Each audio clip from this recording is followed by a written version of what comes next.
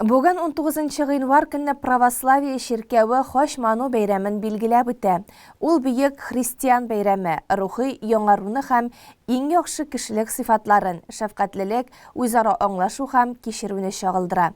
Элек-электән бу көн кешенең илаһи рәхмәткә кушылу көне, жан һәм тән сафлану бәйрәме булып саналган.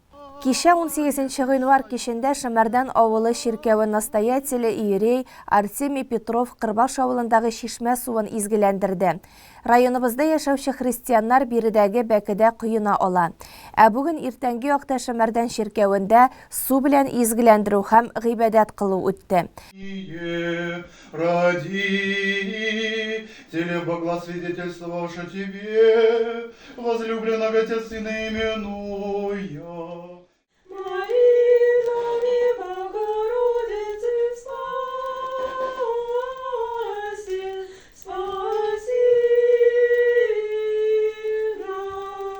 Православие динен тутучыларны хош ману бәйрәме белән котлыйбыз. Шын күңелдән ныклы сәламәтлек, гаилә тормышында аңлашу һәм бәхет, җан тынычлыгы, игелекле эшләрегездә уңышлар телибез.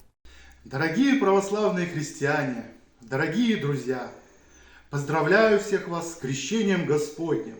Желаю, чтобы в этот чудный праздник в вашем сердце зародился огонь нескончаемой радости и любви, а жизнь наполнилась счастливыми событиями. Пусть в вашей жизни будет много счастливых дней, а все невзгоды обходят стороной. Крещение Господне напоминает нам, верующим, о важности признания своих ошибок и стремления к духовному совершенству. В момент крещения человек, подобно Спасителю, погружается в воду, чтобы символически воскреснуть к новой жизни во Христе. В этот день также призывают к осмыслению духовных вызовов и стремлению к истинным христианским ценностям, любви, милосердию и терпимости. Всех вас с праздником, храни вас Господь и Пресвятая Богородица.